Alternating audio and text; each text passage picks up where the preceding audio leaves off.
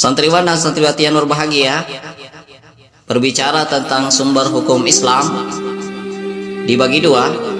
Ada sumber hukum Islam muttafaq disepakati, ada pula yang mukhtalaf tidak disepakati. Mari kita perhatikan indikator pembelajarannya. Yang pertama, membedakan sumber hukum Islam yang muttafaq dengan mukhtalaf. Yang kedua, mengorganisir sumber hukum Islam yang muttafaq dan mukhtalaf. Dan yang terakhir, menemukan makna tersirat tentang sumber hukum Islam muttafaq dan mukhtalaf. Sumber hukum Islam muttafaq yang pertama adalah Al-Quran. Sebagaimana yang kita ketahui bersama, definisi Al-Quran itu adalah firman Allah yang diturunkan kepada Nabi Muhammad melalui perantaraan malaikat Jibril, di mana akan bernilai ibadah bagi yang membacanya. Berdasarkan kejelasan maknanya, ayat Al-Quran itu dibagi menjadi dua. Ada yang dikenal dengan istilah ayat muhkamat, ada yang ayat mutasyabihat. Ayat muhkamat artinya adalah ayat yang jelas maknanya. Contohnya, wa halallahu al-bai'a wa harramar riba. Jual beli itu halal dan riba haram. Itu udah jelas. Sedangkan ayat mutasyabihat artinya ayat yang tidak pasti arti dan maknanya, sehingga dapat dipahami dengan beberapa kemungkinan.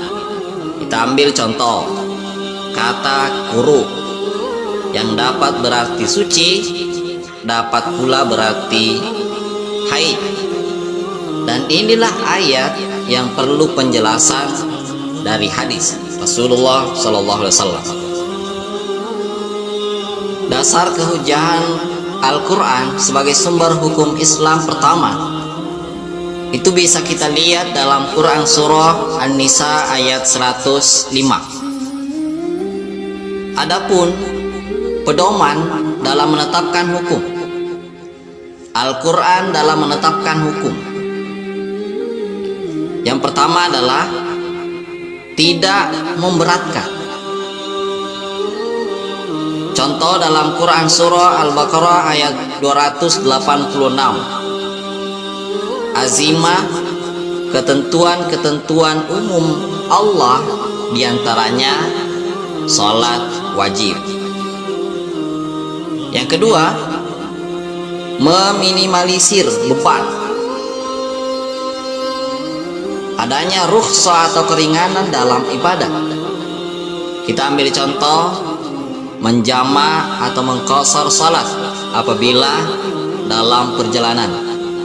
Tentunya perjalanan itu diridhoi oleh Allah Subhanahu wa taala, bukan perjalanan dalam melakukan maksiat.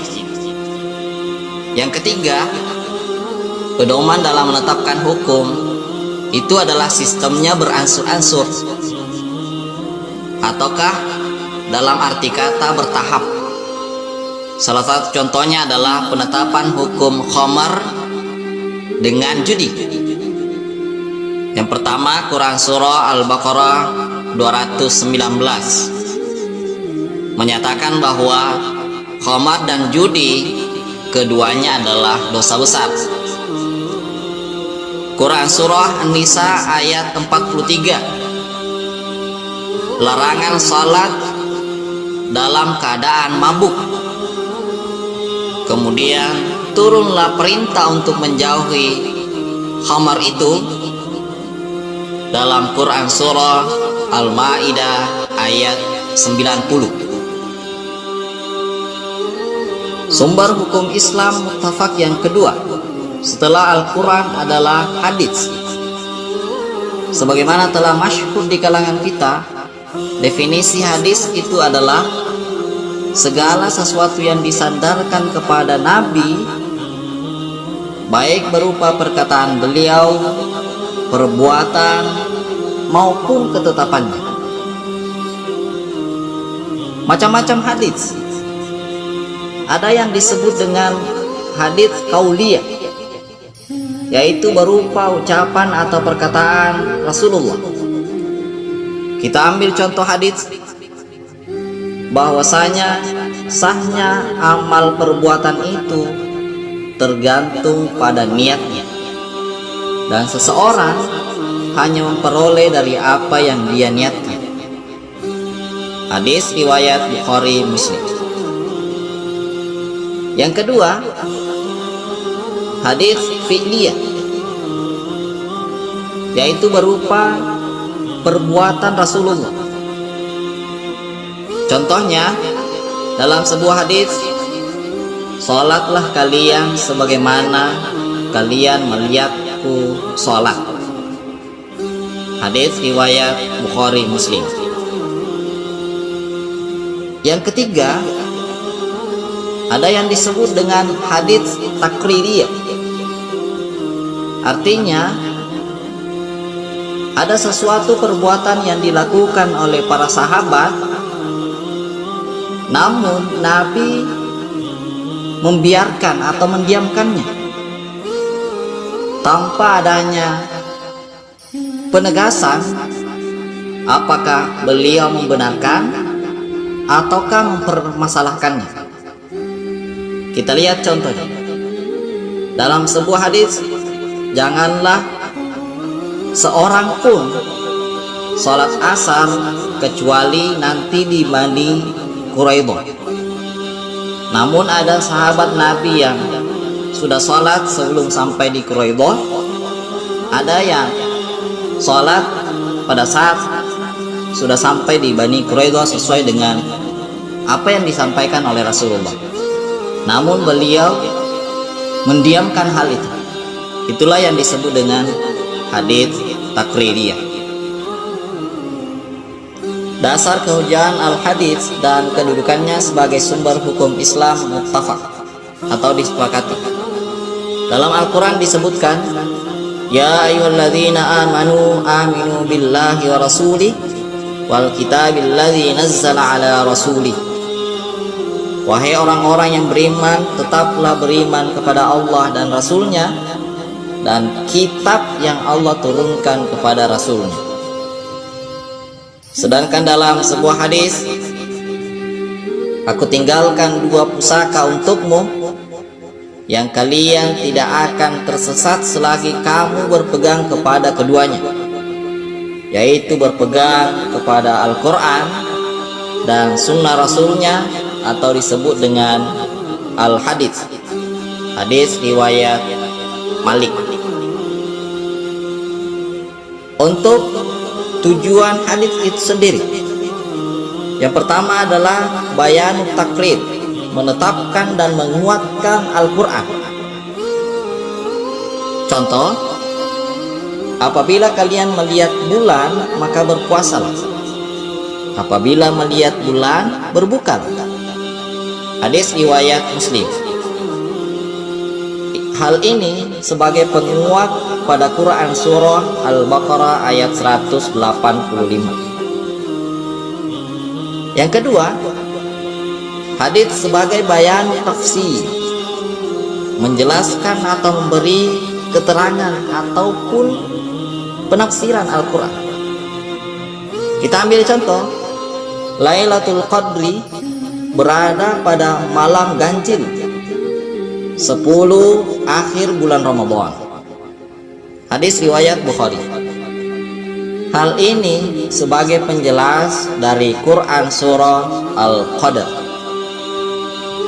Kemudian yang ketiga, hadis sebagai bayan tasyrih, menetapkan hukum yang tidak dijelaskan oleh Al-Quran. Kita ambil contoh, Rasulullah telah mewajibkan zakat fitrah kepada manusia muslim pada bulan Ramadan 1 sok kurma atau gandum untuk setiap orang, baik laki-laki maupun perempuan. Sumber hukum Islam muttafaq yang ketiga adalah ijma. Definisi ijma secara etimologis kata ijma merupakan masdar, kata benda verbal dari kata ajma'ah yang artinya memutuskan atau menyepakati sesuatu. Untuk rukun dan syarat ijma itu sendiri, rukun dalam ijma harus satu, yaitu kesepakatan ulama. Apabila tidak ada kesepakatan, maka itu bukan dinamakan ijma.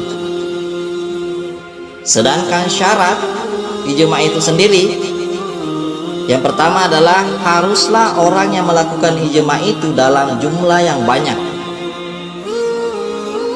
Seluruh mujtahid menyetujui hukum syara yang telah mereka putuskan dengan tidak memandang negara, kebangsaan maupun golongan dari mereka. Yang ketiga, kesepakatan hendaklah dilakukan oleh mujtahid yang bersifat dan menjauhi hal-hal yang bid'ah. Yang keempat, mujtahid yang melakukan kesepakatan mestilah terdiri dari berbagai daerah. Dan yang terakhir, kesepakatan itu haruslah dilahirkan oleh masing-masing mereka secara tegas terhadap peristiwa tersebut, baik lewat perkataan maupun dengan perbuatan. Macam-macam ijma, jikalau ditinjau dari cara memperolehnya, terbagi dua. Yang pertama, ijma sharih, jelas, adalah kebulatan yang dinyatakan oleh para mujtahidin. Yang kedua, ijma sukuti, yaitu seorang mujtahid berpendapat atau mengeluarkan sebuah argumen dan diketahui oleh mujtahidin lainnya, tetapi mereka tidak menyatakan persetujuan ataupun bantahannya.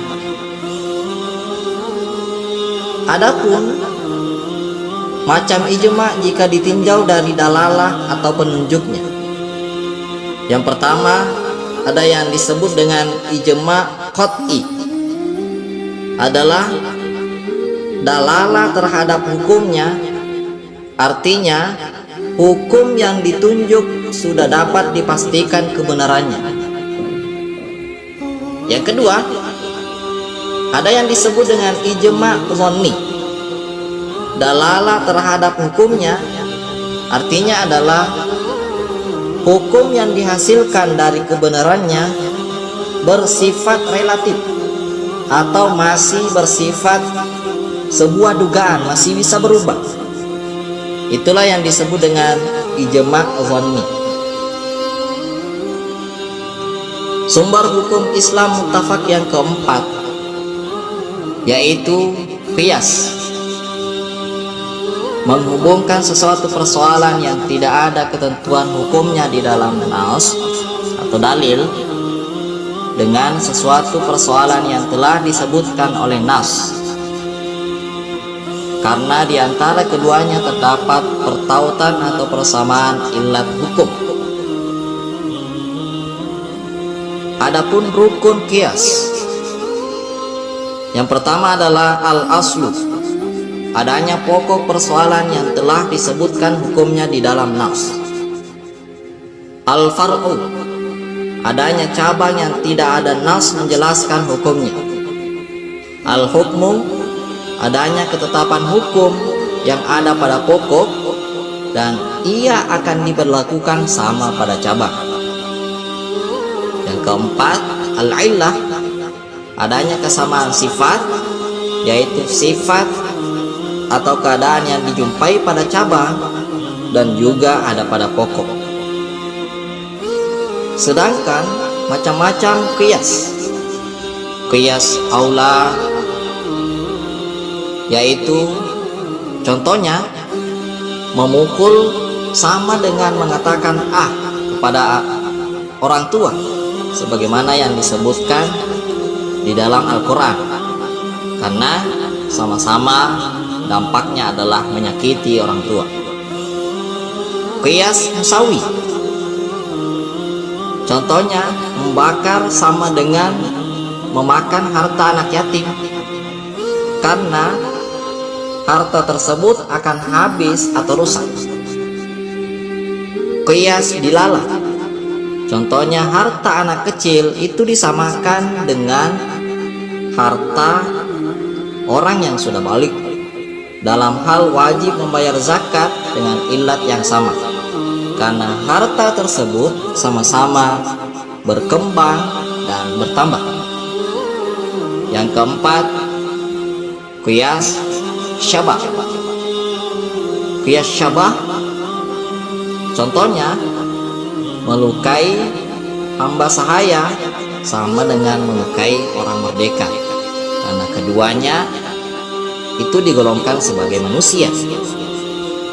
Dan yang terakhir, qiyas adwan atau adna, contohnya mengkiaskan perhiasan perak bagi laki-laki dengan perhiasan emas tentang haram hukumnya dengan ilat berbangga-bangga atas perak atau perhiasannya tersebut. Santriwan dan santriwati yang berbahagia, itulah tadi penjelasan singkat tentang sumber hukum Islam muttafaq atau yang disepakati. Yang pertama adalah Al-Quran, yang kedua Al-Hadits, yang ketiga ijma', dan yang keempat adalah qiyas. Mudah-mudahan Allah Subhanahu wa taala memberikan kita pemahaman dan menilainya sebagai amal ibadah baik di dunia maupun di akhirat kelak. Kita akhiri pertemuan kita dengan mengucapkan wallahu a'lam bishawab. Sekian dan terima kasih. Assalamualaikum warahmatullahi wabarakatuh.